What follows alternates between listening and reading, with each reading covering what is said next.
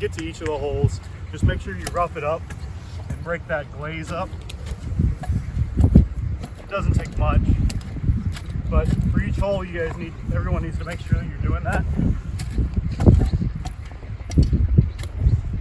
Then the next step would be to grab the pot, and this is the part that's most important. You guys can scoot in so you can see all this. Some of them are going to be tough because they've been in a pot for most of the summer, but if you just roll them and put some weight on them, they'll pop right out.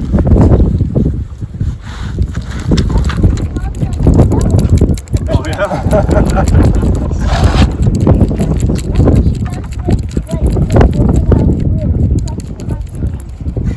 So what you see here, you don't see any roots on top. That's an important thing to look for.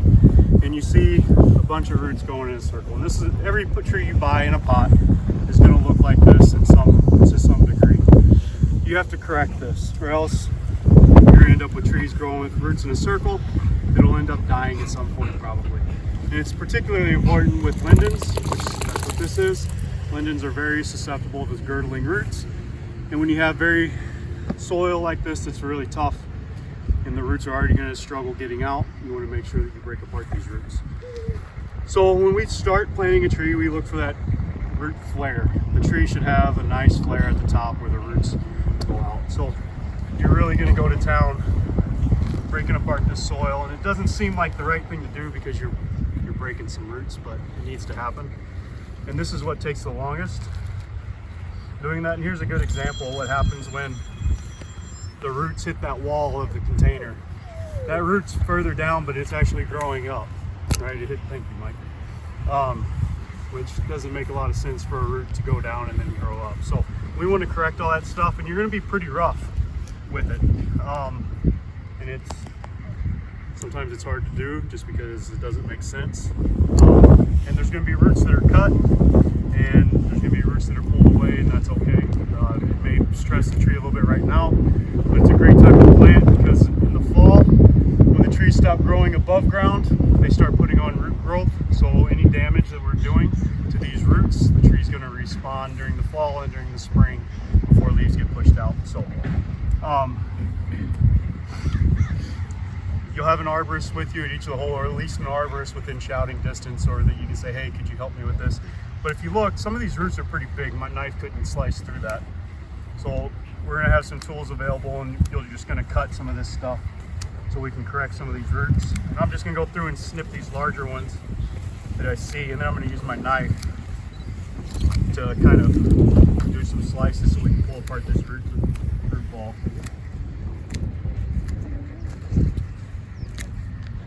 And some of the trees are really easy and don't have as many roots, and some of them are really hard. And I tried to choose one that was easy because the lindens up on top of the hill had been easier to do. And I should have listened to her.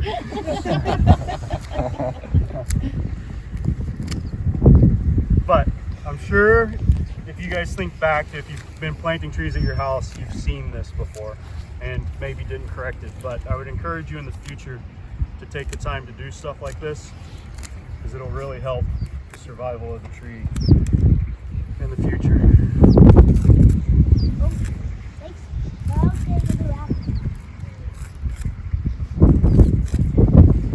you gonna do that to your apple tree? You are?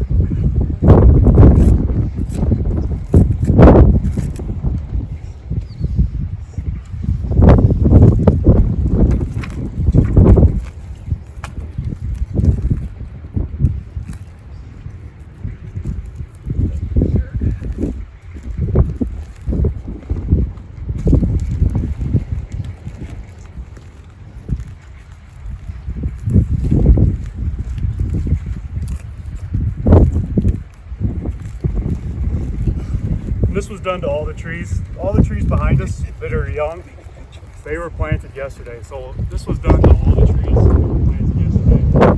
It's about 100 of them. So quite a bit of work went into that yesterday, and it's not as simple as taking it out of the pot and putting it in the ground just to do it right. And the reason that there is this soil on top, a lot of when growers put these trees in a pot, they got to keep them upright. And sometimes they get too much in in the top, and it's, you know, you really can't help it. So it's just important for homeowners and people that are planting trees to know that, to be educated about that, so they can correct it when they get home. And you got another thing that is important to remember: when they're in these pots, they're getting water every single day. They got fertilizer, so they're getting a lot of growth in these roots during the summer, and that's why you're seeing all this fibrous roots everywhere, which is a good thing. But as a result, you've got a whole bunch of stuff that you need to correct.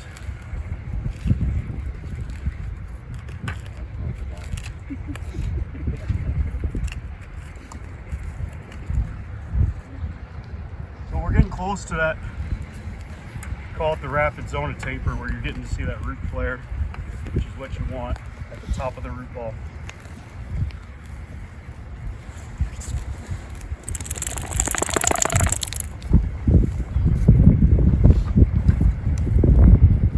So right here is the first main root, right? Can you guys see that, everybody? Watch your head. So right there, that's your first big flare root.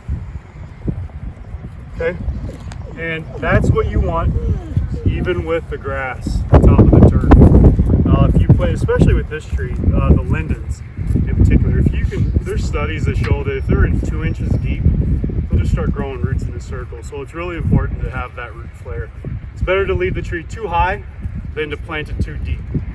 So it doesn't have to be perfectly level with the top of the soil. It just needs to be at least there. Does that make sense? It could be a little bit high. So once you get the root ball corrected, the easy way to check to see if it's level is to lay your shovel or a T-post that'll be next to you across the hole. And this is pretty good, right? It's a little bit high. And then we'll start backfilling with soil. We have multiple people there to help. And one person can hold it upright, the other one can throw dirt in. The first thing you want to do is make sure there's dirt around the base, and you're going to firm that up.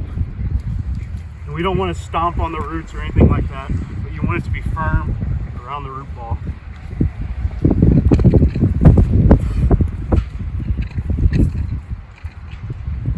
So it's pretty upright there.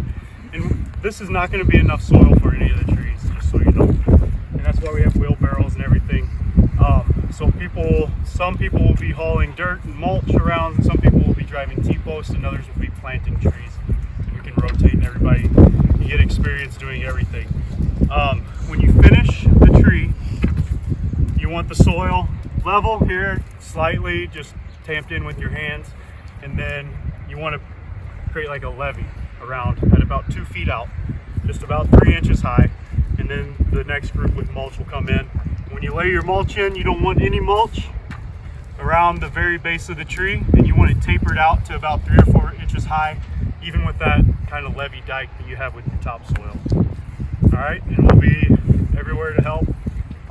Whoever needs it or ever has questions, just find everyone in forestry and with Prairie View that's right here right now. Raise your hand. Okay, so these are the folks that do it all the time. They'll be happy to help if you need something, and we'll be here to help you coordinate. So if I could get 5 groups planting trees, and then 5 groups of 2 or 3, and then the rest kind of helping facilitate that with wheelbarrows and dirt, that would be wonderful. So who would like to plant trees? Boy Scouts and boys and kids? All right, so can you 3, you guys go to a hole with the tree? I've got some gloves here if anybody needs gloves.